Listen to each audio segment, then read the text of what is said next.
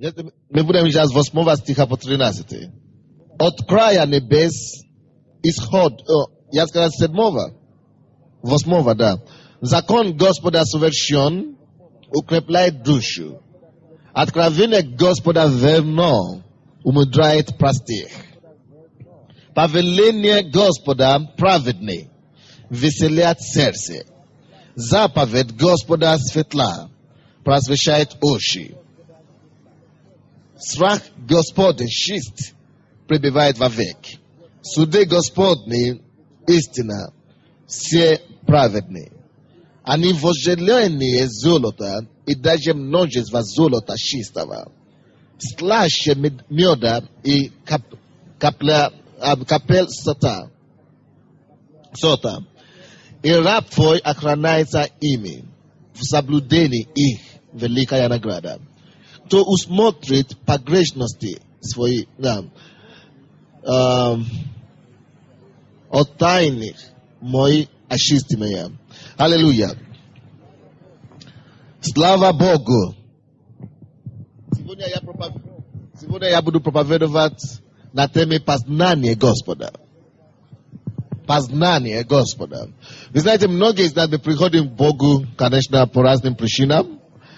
И обычно мы думаем, слава Богу, я уже пришел к Богу. И когда мы пришли к Богу, мы часто просто это уже становится обыденность для нас. Мы приходим к Богу, слава Богу, так. И все. И многие просто, поэтому многие говорят, я верю, и они сидят дома. И так далее. Но это есть время, когда Бог хочет, чтобы мы познали Его. Познание Бога, верить в Бога, это не должно быть что-то абстрактное для нас. Вы знаете, у многих такие точки зрения, что вера в Бога, это что-то абстрактное. Потому что Бога я не вижу, и поэтому как-нибудь я верю в Него.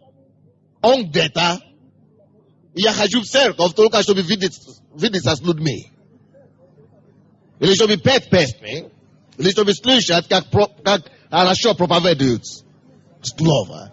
Или какие интересные предложения и шутки здесь рассказывают. Или мы просто ходим, чтобы получить какие-то решения на свои проблемы. Вообще-то для многих из нас мы знаем, что Бог есть лишь когда Он исцеляет нас. Или лишь когда Он отвечает на какие-то проблемы наши. Когда Он разрешает наши проблемы.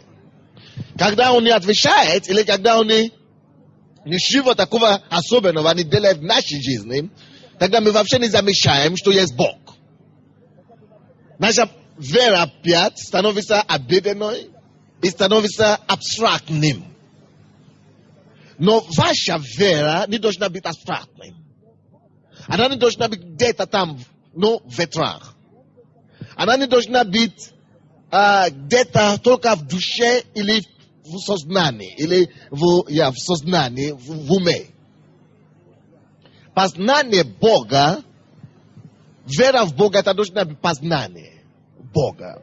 Мы должны познавать Бога. Мы должны Его знать. Мы должны знать, я верю в Тебя, потому что я Тебя знаю. Допустим, я верю в свою жену. Это пример. Если ты очень говоришь, что ты веришь в кого-то, ты имеешь уверенность в кого-то. И что толкает тебя к тому, чтобы это сказать? Потому что, наверное, потому что ты уже настолько знаешь этого человека, что ты просто знаешь, что он такой, он не может того делать, он не может кое делать, он порядочный человек, я его знаю. Чтобы ты мог говорить, что ты веришь в кого-то, ты должен его познать, ты должен его знать. И вы знаете, многие люди, они даже ходят в церковь по 10 лет, по 5 лет, они не знают Бога. И для нас, вроде бы, эта тема, простое, познание Бога. Что это такое? Но многие из нас, на самом деле, не знаем Бога. Поэтому я, чтобы вы перевернули ваше мнение о Боге, и ваше мнение о вере в Боге, том, чтобы вы познали его. Обычно люди спрашивают у меня, ты верующий? Спроси у твоего соседа, ты верующий? Спросите у соседа. И вы тоже. Мужчина, спросите у соседа, ты верующий? Мужчины бунтуют, они хотят спросить. Спросите друг друга, ты верующий? Вот. Обычно люди говорят, да, послушайте. Обычно люди говорят, да, я верующий, слава Богу. Но если вы меня спросили, я верующий, я бы сказал нет. Я не верующий. Потому что верующий, это человек, который просто, я верю, что Бог есть. Он где-то есть. Он есть где-то. Верующий, это еще хуже. Некоторые, которые верующие, на самом деле такие ревностные верующие, это люди, которые верят, что как есть Бог. Это какая-то сила. Есть что-нибудь. Это верующие. Я верю, что что-нибудь есть. О, я всегда верила. О, я всегда верю. А что ты делаешь с этой верой? Ты всегда верила. А Бог тебя знает. Ты мог бы постучаться в его двери, он не скажет, а что это такое? Или если Бог войдет в твою комнату или в твою квартиру сегодня утром, ты будешь знать, что это Бог, или ты будешь думать, что это твой сосед. Нет, серьезно. Если ты проснулся рано утром, 5 часов утра или 8 часов утра, и Бог постучался, и ты говоришь, о, я еще сплю. А он говорит, открой дверь, тебя пришли. И ты открой дверь, разве ты не будешь говорить, а кто это такой, я вас никогда не видел? А он вас будет спросить, ты сказал, ты верующий. Я твой Бог, который ответил, как Бог, как это Бог? Я думал, что Бог это где-то там. Поэтому веришь ли ты в него? Как ты можешь верить в него, когда ты его не знаешь? Поэтому, когда люди спрашивают у меня, ты верующий? Я говорю, нет, я не верующий, вообще-то. Я знающий. Я знаю Бога. Я его знаю. Не просто верю, что он есть где-то. Я его знаю. Я с ним живу. Я с ним хожу. Я с ним кушаю. Я с ним работаю. Я хожу с ним. Им живу, им движусь. Им существую. Я его знаю. Я разговариваю с ним. Я общаюсь с ним. Он мой самый близкий друг. Он мой отец. Он реальность для меня. Он ближе мне, чем своей жене. Серьезно. И он ближе ей, чем я тоже. Я не ревную. То есть мы должны знать его, кого мы верим. Вы здесь? Мы должны знать, кого мы верим. Не просто знать, что я верю. И поэтому я считаю это место Писания. Это место Писания было написано Давидом. Давид был муж по сердцу Господа. Он был мужем, который угодил Богу в его жизни. Давид знал своего Бога. Он знал его характер. Он знал его пути. Он знал его поведение. Он знал, что ожидать от Бога. Что ему нравится, что ему не угодно. Он знал его свойства. И поэтому, когда он говорит здесь, 8 стиха, который мы читали, он говорит, закон Господа совершен. Закон Господа совершен укрепляет душу. Откровение Господа верна умидряет простых. Он знает Бога. И в знак того, что он знает Бога, он начал нам давать характеристики Бога. Если ты знаешь его, ты будешь знать, как он может, что он может говорить, или что он хочет говорить какое-то время, что он может делать, что он не может делать. Если ты знаешь кого-то, чтобы верить в него, чтобы говорить, что я его знаю, я верю в него, ты можешь категорически сказать, кто он и что он может делать. Молитесь об этом каждый день, чтобы Бог просветил ваши глаза духовные, чтобы вы могли познать Бога так, чтобы говорить за него. Он говорит, закон Господа совершенен. И укрепляет душу. Откровение Господа верно умудряет простых. Давайте посмотрим закон Господа, допустим. Откуда Давид знает, что закон Господа совершенен?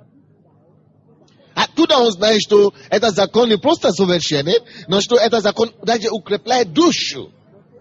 Потому что он попробовал это, он ходил с ним, он пробовал, он жил с этим законом, он жил по этому закону, и он знает, что он, будучи царем, знаете, Давид был царем, так?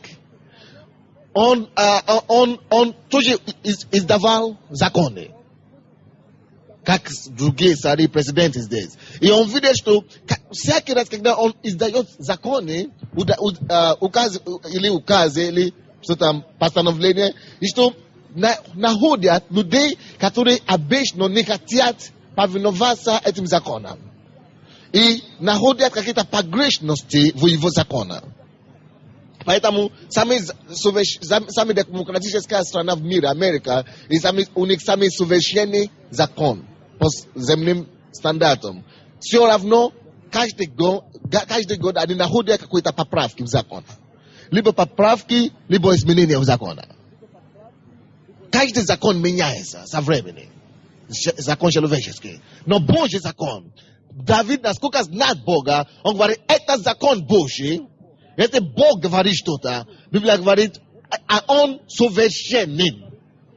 Обычно закон, мы привыкли, что закон, это то, что нам говорит, делать то, не делать другое. И мы хотим делать одно, но мы не можем делать это, потому что мы просто видим, что мы не способны это делать. Но закон Господа, если Бог тебе говорит, не делай то, он совершенен в том, что он не только говорит тебе, что делать, он изменяет твою душу тоже. Поэтому Давид говорит, закон Господа совершенен и укрепляет душу. То есть, что входит в душу? Это воля, так? Это эмоция, это знание и так далее. То есть, он укрепляет твои способности повиноваться ему. Вы здесь? То есть, Божье слово, Божий закон, это дает тебе сверхъестественные способности, чтобы ты мог повиноваться ему. Укрепляет твою душу. Вы видите, многие из нас, мы пришли к Богу грешниками.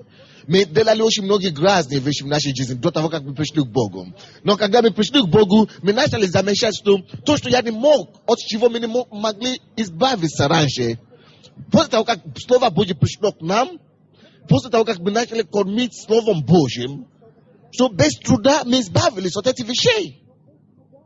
Потому что это не просто закон, не прелюбодей и так далее. Это закон, который входит в мою душу, изменяет мою душу, укрепляет мою душу.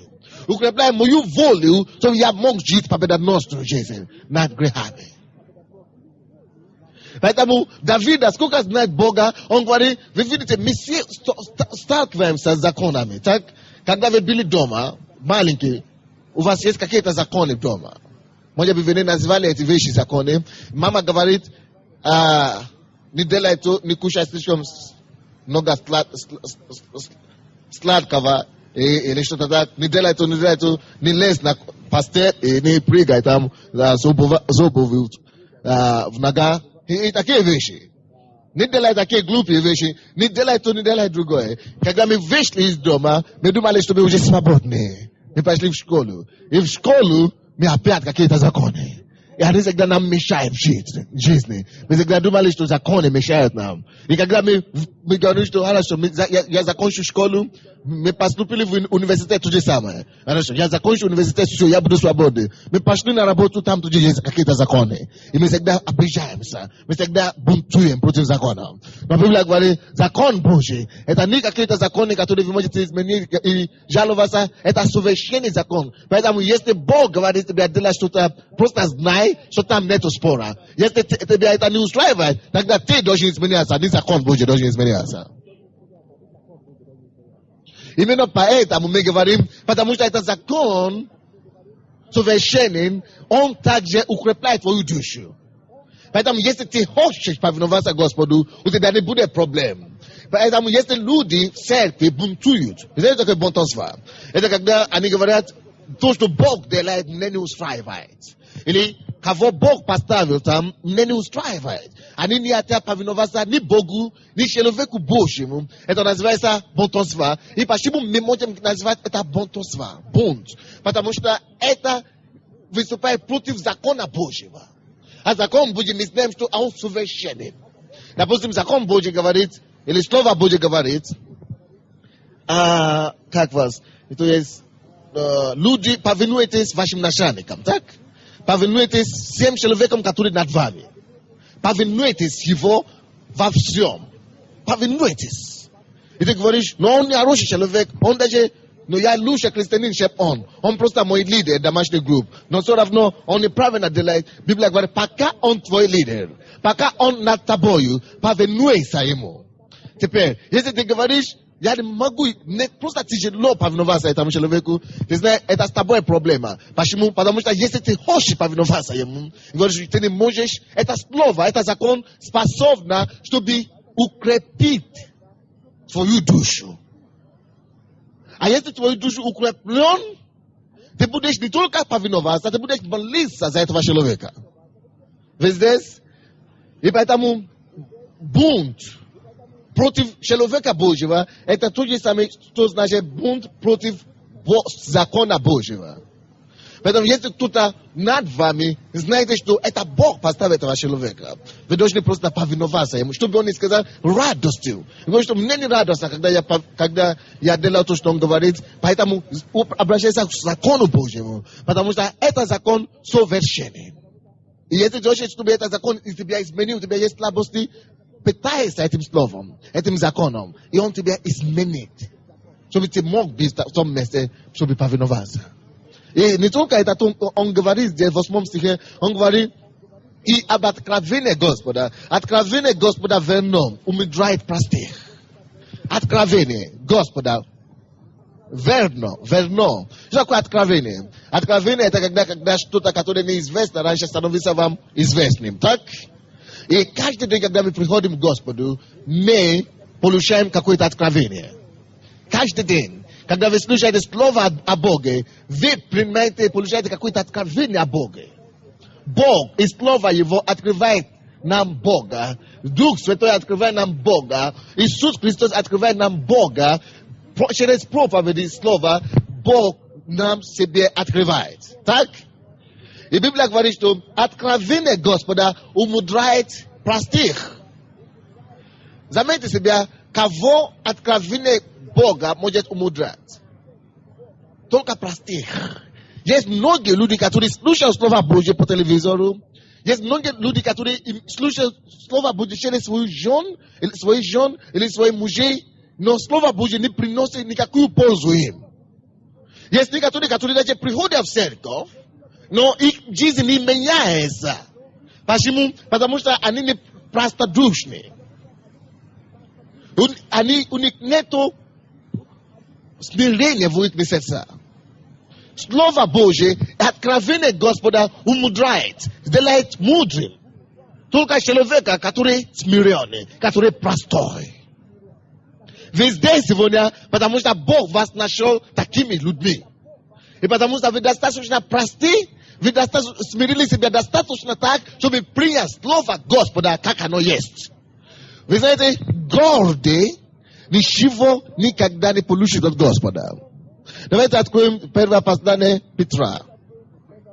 Гордый человек не способен ничего получить от Бога. Никогда. И он таким же гордым пойдет в ад. Вы знаете, в понедельник у нас была программа про алкоголизм, так? Скажите мне, пожалуйста, сколько человек в Киеве пьет? Скажите мне, пожалуйста, сколько человек в Киеве пьют?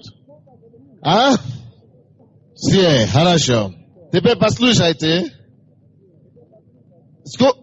У сколько есть проблем этой, которая была сказана в четверг? У сколько из них? У всех, хорошо.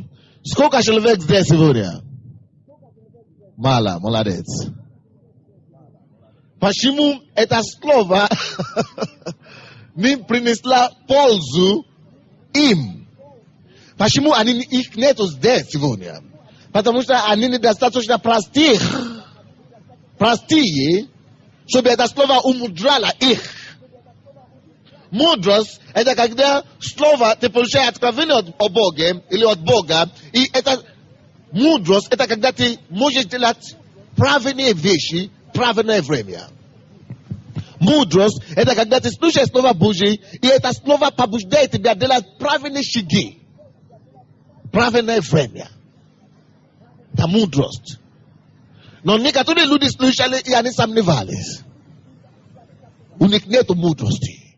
А почему этой мудрости нет? Потому что они недостаточно просты, чтобы довериться этому слову. А годы, как мне им жалко. Не просто жаль гордых людей. Ты говоришь, он такой хороший, он такой, но он как-то не может до него не доходит это. Не потому что не доходит, но потому что он не просто душный. Потому что он слишком много мнений о себе думает. Потому что он высокомерный. А таких людей, они не только ничего не получат от Бога, но Бог их ненавидит. Давайте посмотрим 1 послание Петра, 5 глава. 1 Петра 5 и 5 стих. 5 и 6 стихи. 1 Петра 5, 5 и 6 стихи. Также и младшие повинуйтесь пастырям. Так? Не только пастырям, Сонде и Сереже и Саша. Здесь имеется в виду вообще всем старшим, которые над вами. Хорошо? Повинуйтесь пастырям, все же починаясь друг другу. Починаясь друг другу. Все. То есть, кто больше того, починается, то больше его, то еще младше починает другого, то еще младше починает. То есть, починает друг другу, облекитесь смиренно мудрием. Смиренно мудрым, потому что Бог гордым, что? Многим это слово тяжело произносить. Потому что у них есть эта проблема.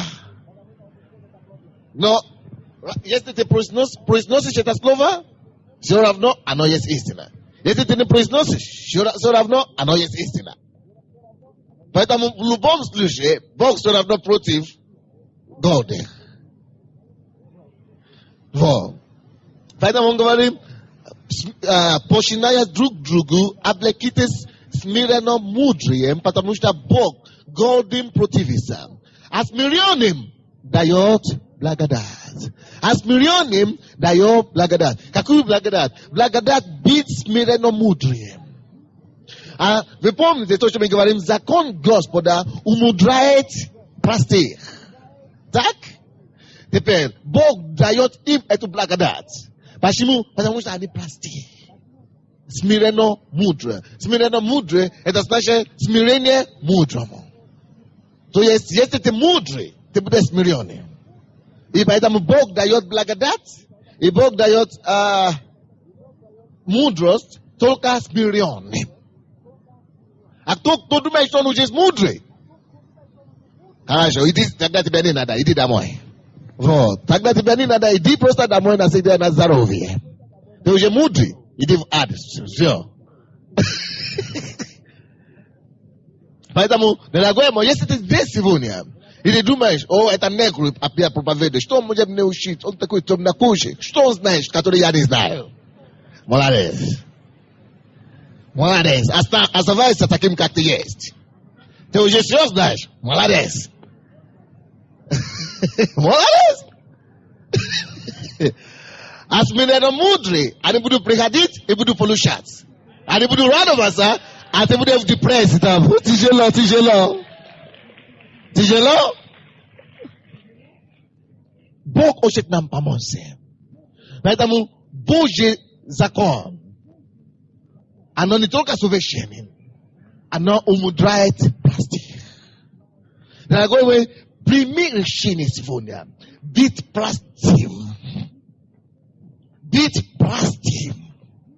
Быть простым. Быть простым. Только когда ты будешь такой простой,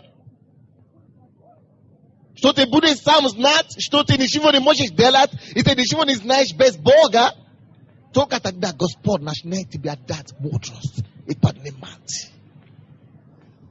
А если ты... Вы знаете, простые, они всегда могут делать все, любую работу, да? Они не говорят, это грязная работа. Они не говорят, я не могу там стоять у подъезда, чтобы, или у входа, чтобы встречать людей. Я кто? Я высшее образование закончил. Или, как они говорят там, или мне уже 50 лет. Я не могу встречать своих внуков, чтобы они вошли в церковь. Ты не простой, брат. Тебе надо пойти в школу Давида. И знать, что закон Господа умудряет только простых. Гордых, она не умудряет. Еще хуже того, не только не умудряет гордых, но даже Бог даже противится гордым.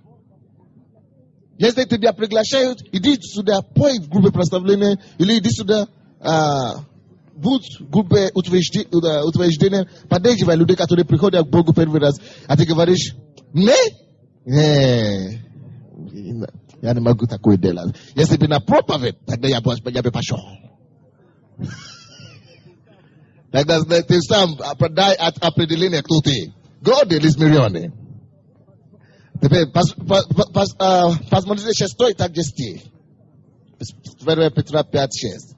Итак, смиритесь под крепкую руку Божью, да вознесет вас в свое время. Хорошо, кто вознесет вас? Кто вознесет вас в свое время?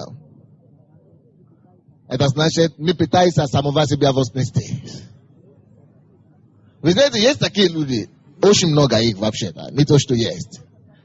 Они стараются давить на тебя, чтобы ты их как-то понять. Но я тебя могу понять. Я же тебя могу понять. Но важно не, чтобы я тебя понял. Но важно, чтобы Господь тебя превознес. Тогда ты будешь виден всем. Даже если ты не хочешь.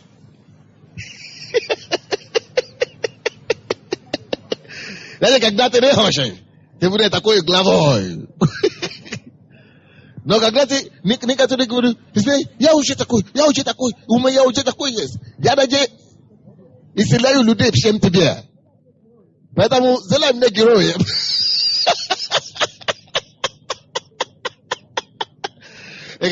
Скажи Богу об этом.